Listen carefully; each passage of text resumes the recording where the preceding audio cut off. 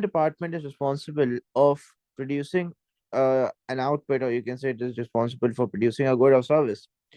और usually हम लोग जब प्रोडक्शन की बात करते हैं तो प्रोडक्शन करने का काम किसका होता है? आपके ऑपरेशंस डिपार्टमेंट का काम होता है. So one of the main task of the production department is to produce the goods and services. So production of goods and services means, let's discuss what production is. So production is the provision of a product or service to satisfy customer wants and needs. तो production is basically जब भी आप कोई product बनाते हो, manufacture करते हो उसको, प्रोडक्ट और सर्विस को, to satisfy the consumer needs, that is basically known as a product. और जो आपका प्रोडक्शन प्रोसेस होता है बेसिकली उसका एक सिंपल जो है वो उसकी एवेल्युएशन होती है बेसिकली कि in the production process every business tries to use the inputs, make sure कि उसको वो किसी प्रोडक्शन प्रोसेस के थ्रू गुजारे ताकि एक आउटपुट बन सके, दैट इज द गुड और सर्विस. तो basically this is what production is, और बिजनेस ये काम कर रहे होते हैं. हर एक बिजनेस जो है वो कभी ना कोई गुड की प्रोडक्शन कर रहा होता है या सर्विस की. For example, a business manufactures shirts in uses inputs, that is land, labor, capital, and enterprise, combines them together and pass it through a specific process. So after combining all the input and passing it to a specific process, then the final product is produced, that is the shirt. तो आपका production जो है वो basically इस तरीके से हो रहा होता है in the organisation. And the operations department is responsible for the production of goods and services. So an operations department in a manufacturing business is responsible to take inputs and process them into outputs. तो operations department का usually जो large businesses में है वो काम यही होता है कि बेसिकली वो क्या करेंगे, वो operations department in a manufacturing business they are responsible to take the inputs, make them through a process and produce an output to sell a good or service. तो जिसको हम कहते हैं प्रोडक्शन. और यूजुअली एक टिपिकल ऑपरेशंस डिपार्टमेंट में एक factory manager होता है जो कि फैक्ट्री में सारा काम संभालता है. एक होता है आपका परचेजिंग मैनेजर जो कि सारा रॉ मटेरियल कंपोनेंट्स को मैनेज कर रहा होता है. और तीसरा होता है आपका रिसर्च एंड डेवलपमेंट मैनेजर जो कि क्या कर रहा होता है, मेक श्योर कर रहा होता है कि नए प्रोसेसेस और नए तरीके आ रहे हों बिजनेस के अंदर, नए प्रोडक्ट्स बनकर आ रहे हो बिजनेस के अंदर ताकि प्रोडक्ट ज्यादा से ज्यादा सेल करें मार्केट के अंदर. सो यूजुअली आपके ऑपरेशंस डिपार्टमेंट के अंदर ये तीन मेन आपके मैनेजर्स होते हैं. फिर ऑपरेशंस डिपार्टमेंट का काम ये होता है कि बेसिकली प्रोडक्टिविटी को इंक्रीज करना. Now what is productivity? हमने प्रोडक्शन पढ़ा, but what is productivity and what makes productivity different? So productivity refers to the output measured against the inputs used to create it. For example, input is to output का ratio. For example, आप जो है वो certain resources का input कर रहे हो और उससे आपको output क्या मिल रहा है, that is basically your productivity. So production और productivity में जो main difference है वो ये है कि production is the total output produced, whereas productivity is the ratio of inputs to outputs. So how do you calculate productivity? Production तो total जो आप बना रहे हो वो आपका production है, but productivity is calculated by output divided by the quantity of input. Like whatever the output you're producing using the quantity of input, that is basically your productivity. So there are different types of productivity. One of the type of productivity is labor productivity. Labor productivity is output divided by number of employees. Basically आपके business की labour productivity अगर calculate करनी होती है, so what do we do? We produce a certain output in the organization and we divide it by the number of employees, so you get the labor productivity answer. For example, a company produces 1000 units of shoes and it has 10 employees working in the factory. So 100 shoes are being produced by each worker. So this is basically your labor productivity.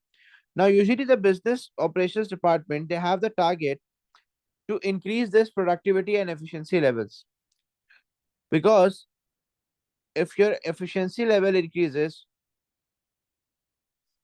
your work will become much cheaper. Efficiency बढ़ाने का मतलब होता है कि काम कम से कम पैसों में ज्यादा से ज्यादा हो जाए. So the ways to increase your productivity includes improve quality of the product and inventory control management system. आप quality of the product increase करेंगे तो ऑफ कोर्स आपका जो प्रोडक्टिविटी और एफिशिएंसी है वो इंक्रीज हो जाएगी. If you effectively manage the inventory, और efficiency will also increase. Secondly, अगर आप ऑटोमेशन लेकर आ जाएंगे या नई टेक्नोलॉजी या लेटेस्ट टेक्नोलॉजी लेकर आ जाएंगे प्रोडक्शन के अंदर, तो उससे भी जो है वो काफी ज्यादा आपकी प्रोडक्टिविटी और एफिशिएंसी बढ़ सकती है. Thirdly, improve training of employees. आप एम्प्लॉयज को ट्रेन करवाएं ताकि एम्प्लॉयज जो है वो ट्रेन होके मोटिवेटेड भी फील करते हैं और वो ज्यादा बेहतर काम करेंगे, तो उसकी वजह से उनकी प्रोडक्टिविटी और एफिशिएंसी भी इंक्रीज होगी. Then again we have motivate employees. आप मोटिवेट करें एम्प्लॉयज को. जितना ज्यादा एम्प्लॉयज खुश रहेंगे, उतना ज्यादा जो है वो प्रोडक्टिव रहेंगे, उतना ज्यादा वो एफिशिएंट रहेंगे. And therefore motivated employees help you achieve higher productivity. Now what are the benefits of increasing the efficiency और प्रोडक्टिविटी? अब अगर हम लोग सिर्फ और सिर्फ प्रोडक्टिविटी को इंक्रीज करें, तो प्रोडक्टिविटी इंक्रीज करने के फायदे क्या हैं? सबसे पहले तो अगर आप प्रोडक्टिविटी या एफिशिएंसी को इंक्रीज करते हैं, तो सबसे पहले तो आपको फायदा ये होता है कि आपका इनपुट जो है वो उसका रिड्यूस हो जाता है. बिकॉज अब क्या होगा कि आप अब ज्यादा इनपुट में ज्यादा आउटपुट बना रहे होगे और कम इनपुट में भी आपका आउटपुट जो है वो ज्यादा बन रहा होगा, तो बेसिकली अब आपको इनपुट खरीदने की जरूरत कम पड़ेगी. फॉर एग्जाम्पल, अगर मैं रॉ मटेरियल एफिशिएंटली इस्तेमाल कर रहा हूँ, सही तरीके से इस्तेमाल कर रहा हूँ, जितना रॉ मटेरियल चाहिए उतना ही इस्तेमाल कर रहा हूँ, सो मेरा क्या होगा कि उतने ही रॉ मटेरियल में अगर मेरी एफिशिएंसी इंक्रीज होती है, तो इतने ही रॉ मटेरियल में मैं ज्यादा आउटपुट बना पाऊंगा. As a result, my inputs purchases will reduce. Secondly, lower cost per unit. Of course, if my productivity levels will be high, so my cost per unit will reduce. मेरी जो labour cost per unit है वो काफी कम हो जाएगी. Thirdly, fewer workers may be needed, leading to lower wage cost. If your productivity level increases, तो आपको या एफिशिएंसी अगर आपकी इंक्रीज होती है, तो आपके पास जो है वो वर्कर्स भी काफी ज्यादा कम हो जाएंगे. Because limited amount of workers will be hired and limited amount of workers will be working. And fourthly, higher wages might need to be paid to workers, increasing the motivation. तो जितने remaining workers हैं उनके ऊपर burden ज्यादा आ जाता है. अब burden ज्यादा आने की वजह से वो ज्यादा काम कर रहे हैं और आप उनको ज्यादा पैसे दे रहे हो, तो again the higher wages might increase the motivation level of the workers. So these are the benefits of increasing the productivity. So productivity क्या होता है? It is the ratio of input to output. It is calculated by output divided by the quantity of input. One of the methods to calculate productivity is your labor productivity, which is calculated by the output produced divided by number of employees. And then the ways to increase the productivity had to improve the quality of the product, automation, improve training and education, and motivate the employees. Whereas the benefits of increasing efficiency was to reduce the inputs needed, lower the cost of per unit, fewer workers may be needed, so hire fewer workers, and higher wages पे करें ताकि worker motivated feel करके ज्यादा काम करे. Now, usually the other concept or another task of the operations department into is to store inventory. Inventories क्या होती है? इन्वेंट्री बेसिकली हम लोग स्टॉक को कहते हैं, और यूजुअली बिजनेस तीन फॉर्म्स में इन्वेंट्री रखता है अपने पास. या तो अगर बिजनेस मैन्युफैक्चरिंग बिजनेस है तो उसके पास आती है रॉ मटेरियल की इन्वेंट्री, वर्क इन प्रोग्रेस की इन्वेंट्री और फिनिश गुड की इन्वेंट्री. फॉर एग्जाम्पल, अगर मैं चेयर मैन्युफैक्चर कर रहा हूँ, चेयर मैन्युफैक्चर करने में जो प्लास्टिक और मेटल है वो मेरा क्या है? रॉ मटेरियल आएगा मेरे पास. वर्क इन प्रोग्रेस आपकी वो इन्वेंट्री होती है जिसपे थोड़ा बहुत काम हो चुका होता है और थोड़ा बहुत काम बाकी होता है. तो यूजुअली ये फैक्ट्री के अंदर होती है. Half of the work is done and half of the work is remaining. तो अनडन आपका ये काम होता है, तो इसको भी स्टोर करना पड़ता है। फिर उसके बाद आपका फिनिश गुड्स होते हैं। फिनिश गुड्स जो गुड्स आपके बच जाते हैं, कंप्लीट हो जाते हैं, रेडी हो जाते हैं, that is basically your finish goods. ठीक है। और फिनिश गुड्स भी आप जो है वो स्टोर कर रहे होते हो। तो आप इन्वेंट्री जो है वो यूजुअली स्टोर कर ही रहे होते हो बिजनेस के अंदर। या तो आप इन्वेंट्री स्टोर करते हो रॉ मटेरियल के फॉर्म में, या तो आप इन्वेंट्री स्टोर करते हो वर्क इन प्रोग्रेस के फॉर्म में, या तो आप इन्वेंट्री स्टोर करते हो in the form of finished goods. Now it is beneficial for the business to hold inventory. Why? Because there is no loss of sales. अक्सर क्या होता है कि when you start holding the inventory, तो कभी भी कोई अनएक्सपेक्टेड जो है वो इंक्रीज या डिक्रीज जो है आपका ऑफ डिमांड, वो आपका कभी भी खाली नहीं जाता। फॉर एग्जाम्पल, एक कस्टमर आता है, वो रोजाना मेरे से 10 शर्ट्स खरीद के लेके जाता है। आज उसका मूड हुआ कि वो ज्यादा शर्ट्स खरीदेगा, तो अगर मेरे पास इन्वेंट्री होल्ड होती ना, अगर मैं अपने पास इन्वेंट्री रखता, तो मैं उसकी इंक्रीज डिमांड को मीट कर सकता था। फिर उसके बाद कंटिन्यूअस प्रोडक्शन, आपका प्रोडक्शन चलती रहती है, प्रोडक्शन रुकती नहीं है। And can meet unforeseen changes in demand, कभी भी अनएक्सपेक्टेडली अगर कभी डिमांड में इंक्रीज या डिक्रीज आ जाता है, तो इसलिए आप जो है वो आराम से उसको केटर कर सकते हो। So these are the benefits of holding inventory. However there are some drawbacks of holding inventory. सबसे पहले तो स्टोरेज कॉस्ट आती है आपको काफी ज्यादा। फिर उसके बाद रिस्क ऑफ डैमेज के, आपका वेयर हाउस में जो भी स्टॉक रखा हुआ है it can be damage. And opportunity cost, कि आप अगर इन्वेंट्री होल्ड करोगे ज्यादा, तो दैट मीन्स के inventory holding leads to opportunity cost, के अगर आप वो पैसा कहीं और इन्वेस्ट कर सकते थे किसी और बेटर प्लेस पे, और उस पर रिटर्न कमा सकते थे।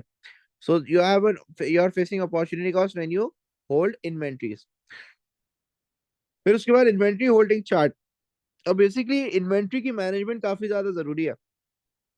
जैसे एक बेकरी है जहाँ पे ब्रेड सेल हो रही है, तो एक बेकरी को जो है वो मेक श्योर करना है कि वो ब्रेड की इन्वेंट्री सही तरीके से रखे, ताकि जो उसको लॉसेस हो वो ना हो। जैसे कि लेटेस्ट जो भी सामान आ रहा है वो पहले जा रहा है, और पुराना जो सामान रखा हुआ है वो बाद में सेल आउट हो रहा है, ऐसा नहीं होना चाहिए।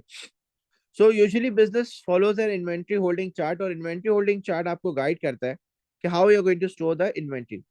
तो इन्वेंट्री लेवल्स होते हैं एक जगह, और एक जगह टाइम होता है। Firstly we have the maximum inventory level. Maximum inventory level is the amount of inventory that the business can store.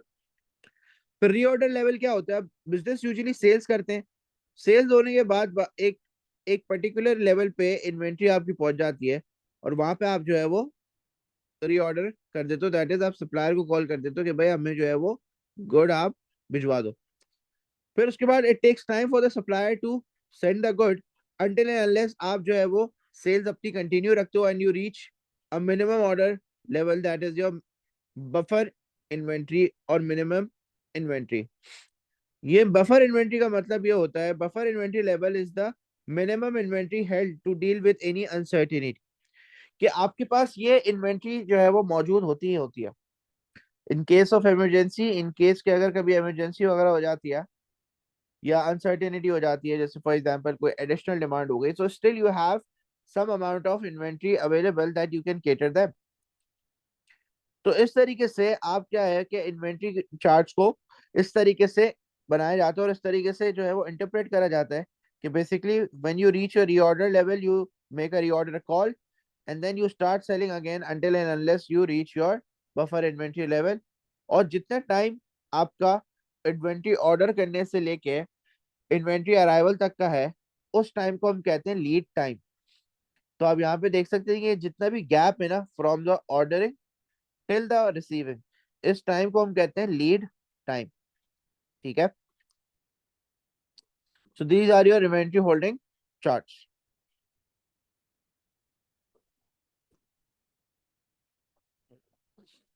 अब उसके बाद लीन प्रोडक्शन है बच्चों।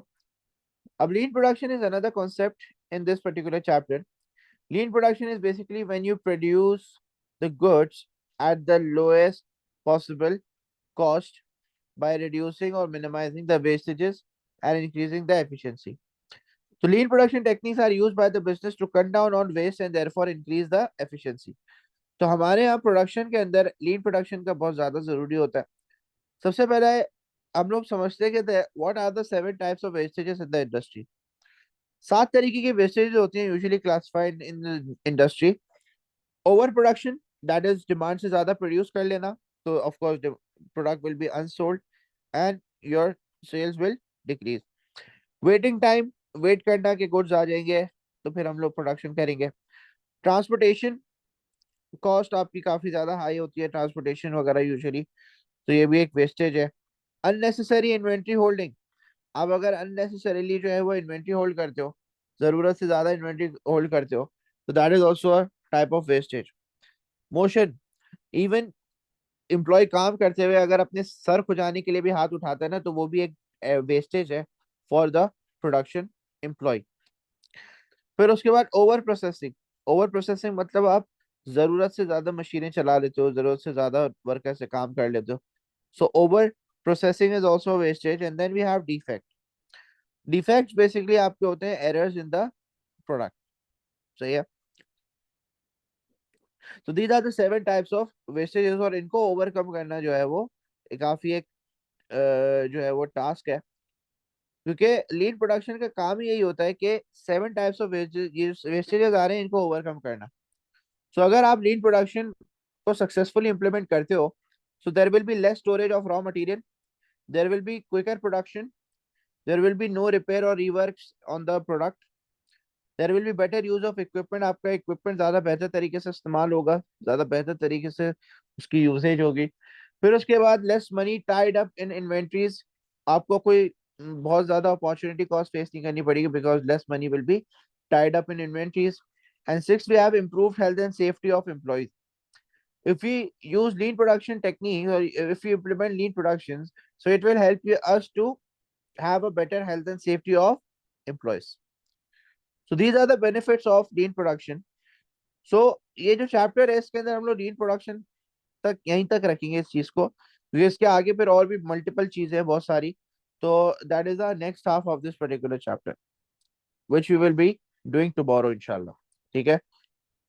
अभी थोड़ी सी तबीयत भी जरा ऑफ है मेरी, तो आज इतना ही पढ़ते हैं। Yes guys, any questions? अच्छा, ग्राफ समझ नहीं आया, देखें ग्राफ अगर ग्राफ दोबारा समझ ले। देखिए, this is an inventory holding chart. ये बेसिकली बता रहा है कि बिजनेस जो है वो इन्वेंट्री कैसे होल्ड करता है। देखिए फॉर एग्जांपल एक वेयर हाउस है, एक जगह है, ये वेयर हाउस है। सही है, ये आपका मैक्सिमम इन्वेंट्री लेवल है, दैट इज 1000 यूनिट्स आप यहाँ पे स्टोर कर सकते हो। ठीक है, this is your maximum inventory level के ये वेयर हाउस में आप कितने 1000 यूनिट स्टोर कर सकते हो। अब आप वेयर हाउस में सामान रखते हो। सही है, ये वेयर हाउस में सामान आ गया आपका, बहुत सारा सामान आपने यहाँ पे स्टोर कर दिया। ठीक है, नाउ यू स्टार्ट सेलिंग। आप सेल करते हो, सेल करते हो, सेल करते हो, तो आहिस्ता आहिस्ता सामान खत्म होना शुरू हो जाता है। सही है, आपका सामान जो है वो जा रहा है, सेल हो रहा है, सेल हो रहा है, सेल हो रहा है। फिर एक पर्टिकुलर पॉइंट पे आता है which is known as reorder level. Reorder level आपका वो लेवल होता है जहाँ पे आप जो है वो कॉल कर देते हो कस्टमर को। फॉर एग्जाम्पल 1000 यूनिट आपने वेयर हाउस में रखे, 500 यूनिट पे जब बाद 40% यार eight which the reorder is being done. और फिर उसके बाद आप फिर रीऑर्डर करके सप्लायर को कॉल मिला के फिर दोबारा बैठ जाते हो और काम कर रहे हो, कर रहे हो, कर रहे हो, कर रहे हो, कर रहे हो, कर रहे हो, until and unless 200 यूनिट्स पे बात पहुंच जाती है। और 200 यूनिट्स इज बेसिकली और बफर लेवल ऑफ इन्वेंट्री। और जब तक यहाँ तक बात पहुंचती है कि 200 यूनिट्स बचे हैं अब सिर्फ, तब तक आपके पास सप्लायर जो है वो वापस भिजवा देता है good, and your warehouse restocks, दोबारा से 1000 यूनिट आ जाते हैं। फिर उसके बाद दोबारा सेल होती है, फिर 500 पे कॉल होती है सप्लायर को, फिर सप्लायर जो है वो थोड़ा टाइम लगाता है, और जब तक वो टाइम लगाता है हम लोग 200 तक पहुंच जाते हैं, और फिर उसके बाद दोबारा से ये रिफिल हो जाती है। तो basically these are your inventory holding charts which shows that के how inventory is managed in a particular business. समझ आ गया चार्ट था?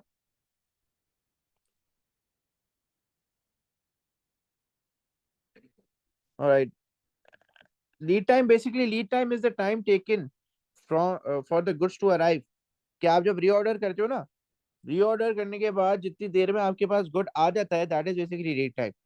एग्जाम्पल, सप्लायर को आप कॉल मिलाते हो, 2 दिन में सप्लायर आपको 2 दिन आपका लीड टाइम है।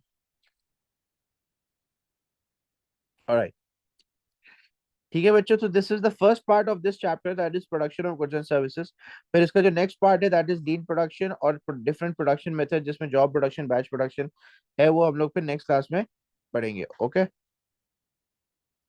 अल्लाह हाफिज़।